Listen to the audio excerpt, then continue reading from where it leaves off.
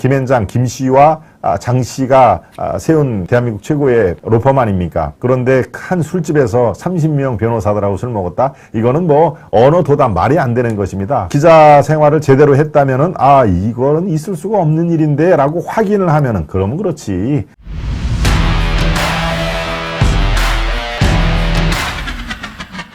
한동훈처럼 김의겸 의원직을 걸어라. 아마 이게 뭐지라고 어제 벌어진 일을 아마 상당수의 우리 시청자 여러분들이 알고 계실 텐데요. 일단 저희들이 준비한 싱크 3분 정도의 영상을 여러분들 일단 보시고 제가 말씀을 이어가도록 하겠습니다. 보여주시죠. 제가 제보를 받았습니다. 7월 19일 밤인데요. 그날 술자리를 가신 기억이 있으십니까? 책임 있는 말씀을 좀 해주시죠. 네? 책임 있는 말씀을 해주시죠. 매번 이렇게 어디서 들으셨는지 모르겠지만 매번 그렇게 허황된 말씀을 하시는데요. 어떤 근거로 말씀하시는지 질문 다 해보시죠. 네, 그러면 기억을 확실히 해주기 위해서 제가 여쭙겠습니다. 청담동에 있는 고급스러운 바였고요. 그 자리에는 그랜드 피아노가 있었고 첼로가 연주됐습니다. 기억나십니까? 일단 질문 다 해주시면 제가 답드리겠습니다. 아니, 석 달 전인데 기억에 답변을 못 하시나요? 아니, 의원님은 계속 저한테 허황된 거짓말만 해놓으신 다음에 끝난 다음에 사과도 안 하시잖아요. 자, 그 자리에 제보 내용에 따르면 김앤장 변호사 30명가량이 있었습니다.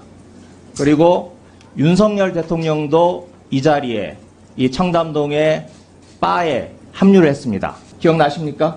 다 말씀해 주십시오. 그럼 좋습니다. 화면 좀 봐주시겠습니까? 이분은 기억나십니까? 저는 처음 보는 분인데요. 의원님, 잠깐 네. 제가 자, 기회를 그러면 드리겠습니다. 의원님, 자, 이분 말씀하시기 전에 처음 보시는 제가 분이에요? 기회를 드릴게요. 아니요, 나중에 하세요. 제가 질문 드리고. 자, 이분 자유총연맹 총재를 지내신 분이고요. 짧은 기간이긴 하지만. 그리고 지난 대선 때 국민의힘 동서화 미래위원회 총괄 본부장을 맡으셨던 분입니다. 보통 총재님이라고 부르는데 아까 제가 드렸던 제보 내용, 이 내용에 대해서 어느 언론사 기자가 이분에게 확인을 받았습니다. 한번 녹음을 한번 들어봐 주시기 바랍니다. 이세찬 총재님 되시죠? 예. 7월 20일 날 두 달 전쯤에 청담동구의 갤러리아에 있는 그 인근 카페에서 그때 그 한동훈 장관하고 윤석열 대통령하고 김앤장 변호사들 이렇게 같이 모임이 좀 있었잖아요. 그날 모임은 이제 어떤 취지였는지 한번 좀 얘기를 듣고 싶어서. 그건 제가 대통령과 한동훈이 자리에서 일어난 일을 내가 말할 수는 없죠. 이분 말고도 이 자리에서 직접 있었던 다른 분의 녹취가 있습니다. 그러니까 이런 거 자기가 아는 노래 그런 거를 해줘야 엄청 감동받는단 말이야. 어? 걔 동백 아가씨야? 나는 동생으로 같은 윤석열이 있고. 한동. 저는 뭘 했나요? 왜 안 나오죠? 뒤에? 자, 위원장님, 제가 답변 드리겠습니다. 네, 답변하십시오. 위원님 저한테 이재정 의원 관련한 것도 거짓말 하신 다음에 다 들통났는데 사과도 안 하셨죠. 그리고 그 전에는 조국 사건 관련해서 조국 수사팀 누가 위원님한테 사과를 했다고 거짓말 했었다가도 사과 안 하셨죠. 자, 위원님. 저번에 저보고 뭐 걸라고 하지 않았습니까? 이번엔 저랑 뭐 걸면 어떻습니까? 계속 이러시는데요. 자, 여기에 대해서 그러면 이 정도 가지고 얘기하시는데 제가 저 자리에 있거나 제가 저 비슷한 자리에 있거나 저 금방 1km 안에 있었으면은 저는 뭐 걸겠습니다. 의원님 뭐 거시죠? 의원님, 저는 다 걸게요. 의원님 뭐 거시겠어요? 저는 다 걸게요. 자, 첫째 구체적으로 얘기하겠습니다. 저는 법무부 장관직 포함해가지고 제가 앞으로 어떤 주의 종직이라든가 다 걸겠습니다. 의원님 뭐 거시겠습니까? 거시는 거 좋아하시잖아요. 네.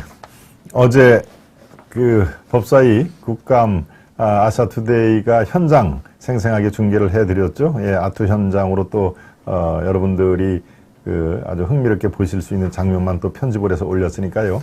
그 장면을 다시 보니까 또 새삼스럽습니다. 그런데 글쎄요, 저는 기자 30년을 한 사람입니다.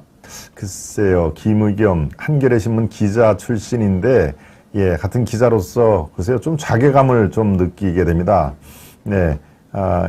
웬만한 신문사의 기자면요, 누가 제보를 했다 하더라도 바로 기사를 쓰질 않습니다. 아, 그래? 그런 일이 있었어? 아이고, 내가 먼저 써야지. 물론 뭐 기사들이 뭐 특종 경쟁을 하고, 예, 특종, 그 다음에 속보, 가장 제1보를 먼저 쓰는 경쟁을 늘 매일매일 하는 직종이 바로 기자 노릇이지만, 네, 누가 어떤 제보를 해서, 그래요? 라고 바로 기사를 쓰질 않습니다. 쓸 수가 없습니다. 자, 저런 제보가 들어왔는데 저걸 어떤 그 취재원이 얘기를 했는데 이게 사실인가로 확인 과정이 반드시 필요하죠. 반드시. 예, 여기에 등장하는 뭐 이세창, 네, 자유총연맹, 예, 총재 권한 대행입니다. 예, 총재가 어떤 일로 자리를 걸썩이 됐을 때 그 기간을 짧게 했던 총재 권한 대행이기 때문에 대개 자유총연맹 총재면은 그 전직 국회의원들 3선, 4선 이렇게 나이가 조금 이렇게 지긋하신 분들이 자유총연맹 이 회장을 총재를 맡고 있습니다만은 여러분들이 이세창이라는 분이 있었나라고 이렇게 그 의문이 드는 얘기는 바로 정식 총재가 아니라 총재 권한대행으로 짧게 했기 때문에 그런 현상이 벌어지죠. 네, 그런데 저렇게 얘기를 듣고 저것도 국감장에서 버젓하게 얘기를 하고요. 또 뭐 이 녹음한 것도 녹화한 것도 틀어주고 얘기를 했는데, 예, 여러 가지로 확인을 안 하고 이른바 한건주의. 예, 지금 이제 김의겸은 어떻습니까? 한동훈을 걸고 넘어진 게 이 건만이 아니죠. 예, 한두 건이 아닙니다. 계속 한동훈의 이른바 저격수를 자임을 한 것이죠. 저격수를 자임을 하고 계속 한동훈에 대한 다리 걸기를 하고 있는데, 그러니까 한동훈 관련 이제 제보가 뭐 들어갔겠죠. 근데 그 제보가 터무니없는 제보가 들어갑니다. 그런 제보라고 볼 수도 없는 것이죠. 흑색 선정용, 지금 이세창 그 총재 권한 대행 저분한테 전화를 했던 사람이 더 팩트라고 하는, 네, 작은 한동훈을 좀 스토커 밤 늦게까지 집에 들어갈 때까지 계속 따라갔다는 거 아닙니까? 예, 마치 한동훈이 일과를 마치고 밤에 어디 좀 나쁜 짓을 하러 돌아다니는 거 아닌가 하는 것을 이제 미행을 한 게 그게 발각이 된 것이죠. 매체가 바로 지금 이 매체입니다. 그러니까 이세창 씨의 말을 빌리자면은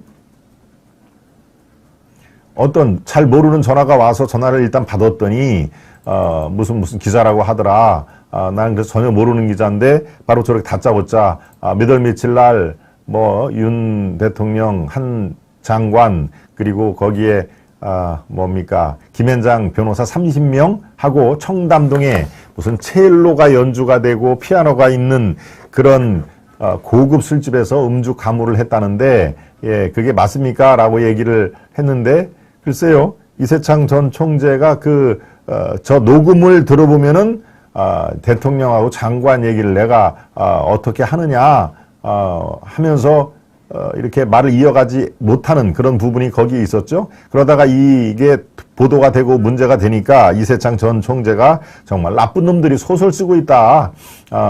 내가 하도 기가 막혀서 내가 무슨 그런 거에 답변을 할 사람이냐라고 얘기를 했는데 바로 윤석열과 한동훈이 술자리를 했다고 나쁜 놈들이 소설 쓰는 것이다. 나는 그 술자리를 간 적도 없을 뿐더러 청담동에 그런 술집이 있는 것도 모른다라고 이세창 전 총재 권한대행이죠. 정확히 얘기를 하면은, 예, 저렇게 부인을 한 상황입니다.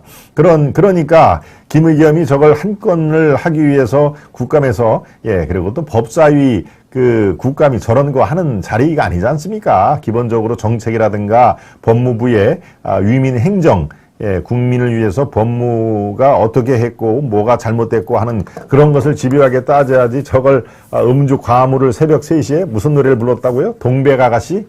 네, 동백아가씨를 불렀다고. 거기에 보면은 무슨 여성 목소리가 하나 나오죠? 예, 여성이 술집에 아주 마담, 주인격인 마담으로 김의겸이가 얘기를 했는데, 무슨 서빙하는 아가씨라고 하지 않습니까? 그러니까 뭐 동백 아가씨를 부르고 뭐 얘기를 한 상태인데, 예, 한동훈 장관이 들으면서 기가 막혀가지고 그 얘기를 이제 한 것이죠. 지금 매 건이 터무니없는 얘기를 하는데, 지난번에 나보고 무슨 뭐를 걸으라고 하지 않았습니까? 당신 보니까 무슨 거는 거를 굉장히 좋아하는데 좋다. 내가 장관직을 걸겠다. 술집이 나는 어디에 붙어 있는지 모르지만 그 술집의 반경 1km 내에 내가 있었다면은 내가 장관직을 걸겠다. 당신도 책임지고 그럼 뭘 걸겠느냐라고 얘기하니까 여러분들 보시다시피 김의겸이 아무 얘기를 못하죠. 가만히 있어봐. 제가 되게 세게 나오네. 그러면 이거 아닌가 보네.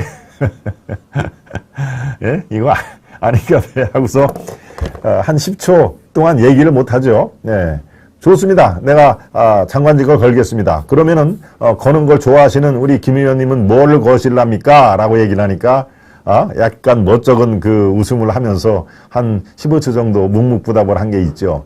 예, 참 대한민국 언론인, 대한민국 기자의 망신은 다 지금 청와대 대변인까지 일을 했던 김의겸이가 다 지금 망신을 시키고 있습니다. 예, 그것도 흑석 김의겸. 왜 앞에 흑석이 있는지 아시죠? 예, 중앙대가 위치해 있는 흑석동에 이렇게 정당치 못한 방법으로 부동산 투자를 했지 않습니까? 예, 투자와 투기는 사실은 종이 한 장 차이로 얘기를 합니다만은 누가 봐도 그건 투기죠. 네. 예, 그것도 국민은행 지점장으로 있는 후배 팔을 비틀어 가지고 이 국민은행의 내규 규정보다도 훨씬 더 많은 대출이 일으킬 거로 돼 있고 그것까지 갈 필요 없습니다. 청와대 대변인의 관사, 관사를 자기 집이 있는데 거기서 출퇴근하면 되는 거 아닙니까? 예, 그러니까 관사 테크를 그때 하지 않았습니까? 자기가 살고 있는 집은 전세를 주고 청와대 집이 멀거나 지방에서 거주하는 사람들이 갑자기 청와대에 발령이 나면은 살 집이 없으니까 청와대 바로 옆에 대경 빌라라고 있습니다. 대경 빌라. 예.